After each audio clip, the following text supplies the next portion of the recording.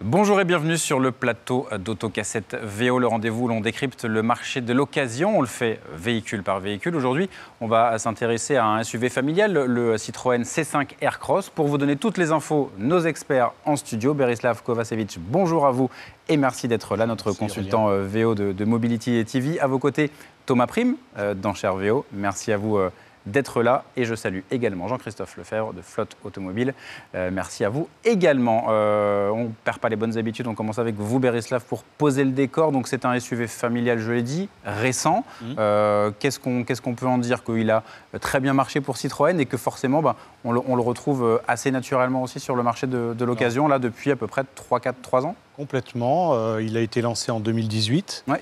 Alors, c'était un vrai pari très important pour Citroën qui n'était pas sur ce marché. Citroën, très proche de Peugeot, avait un petit peu peur de la concurrence farouche du 3008. Il fallait trouver le bon positionnement total. Et ils ont réussi à s'implanter parce que pour Citroën, quand même, en 3 ans, c'est 270 000 ventes.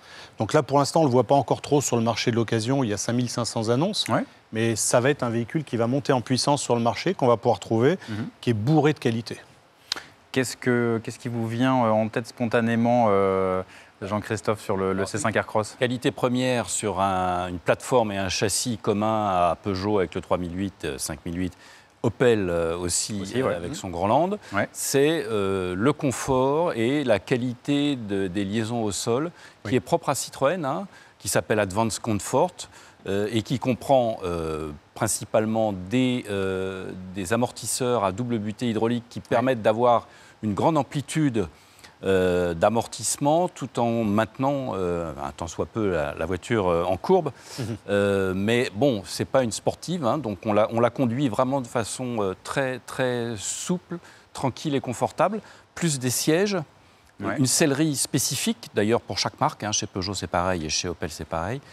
Une sellerie que je trouve très élégante parce que cette voiture à l'extérieur, elle peut ne pas plaire parce qu'elle est rondouillarde et un peu massive, mais à l'intérieur, c'est très élégant et cette sellerie, comme sur C3 Aircross et les autres productions Citroën, a aussi des mousses à densité différenciée qui permettent vraiment d'avoir un grand confort sur long parcours. Donc, pour le reste, on est dans des voitures très classiques, enfin des SUV très classiques en termes de motorisation.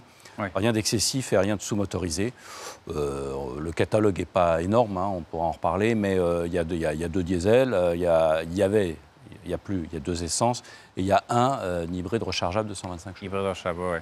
Thomas Prime, c'est récent, donc vous en avez peut-être pas encore des dizaines sur le marché des enchères, mais c'est en train d'arriver, c'est quelque chose qui forcément trouvera sa place. C'est quelque chose qui trouvera sa place, évidemment, c'est sûr. C'est très récent, c'est un vrai succès au niveau du neuf. Au niveau de l'occasion, on n'a pas encore vu la vague arriver.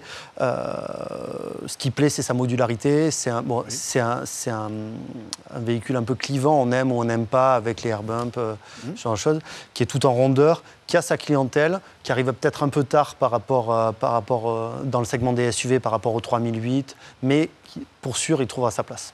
Thomas parlait de modularité, c'est quand même le seul SUV qui a 3 sièges arrière indépendants. Oui, c'est vrai que Citroën, sachant que, un peu comme chez Renault avec son Scénic qui va arrêter son Grand Picasso et son Picasso, il garde quand même un véhicule qui a le plus grand coffre de sa catégorie et qui a des sièges arrière coulissables et modulables. Effectivement, qu'on pour retrouve quelqu'un pas partout. Qui a besoin de place, qui a des chiens, qui a vraiment 3 enfants, c'est idéal, plus que pour la plupart des autres monospaces. Effectivement. Et c'est vrai que sur l'aspect conduite, on n'est pas sur un SUV sportif, évidemment, ce n'est pas l'idée, vous l'avez dit, mais malgré tout, il y a ce confort, ce silence aussi quand on est à l'intérieur, ça c'est réussi.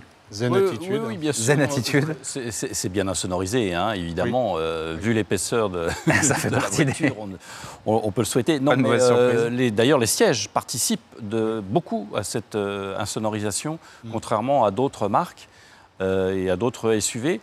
Ce que je disais, c'est que le 3 cylindres, 1,2 litre PureTech Peugeot, Citroën, Opel, Il fait le job, y compris en boîte auto, qui est une très bonne boîte auto chez Peugeot, la EAT8, qui est une vraie boîte auto, qui n'est pas une double embrayage et qui n'a pas une surconsommation notable.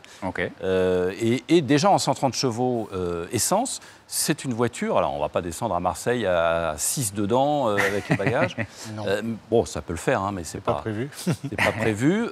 Il faut quand même savoir que la gamme là se rétrécit un peu cette année, parce qu'il y a un restylage qui arrive en 2022. Ça n'a pas encore de conséquences, évidemment, en VO. Oui, comme pour le C3 Aircross. Voilà, c'est ça. Mais il n'y a plus que 130 chevaux essence, 130 chevaux diesel et le PHEV, l'hybride rechargeable, qui a ses avantages, surtout en entreprise. Je ne suis pas sûr que les particuliers aient besoin d'aller chercher un 225 chevaux hybride rechargeable, qui vaut très cher, neuf. En VO, je pense qu'il ne perd pas trop de sa valeur. Oui, c'est ça pour l'instant, effectivement. Donc, et en termes de concurrence, donc on a bien vu la réussite par rapport au 3008. Et sinon, sur ce type de SAV... Dans les comparatifs, on va dire généraux, il est souvent deuxième, juste derrière le 3008. Il le taquine vraiment. Alors, les gens préfèrent le 3008 pour le côté un petit peu plus comportement routier, plus sport. Et le C5 Aircross pour le confort, qui est vraiment royal. Il faut généralement aller chercher un SUV de beaucoup plus haute catégorie. X5, GLE, pour retrouver ce niveau de... Retrouver des sièges aussi confortables, un environnement aussi zen, etc. Donc là, Citroën a vraiment marqué beaucoup de points. La réactivité du GPS, comme tous les produits PSA, est un petit peu moyenne. Les plastiques sont un peu durs. Mais sinon, c'est vraiment un sans faute. Hein. C'est un très beau véhicule.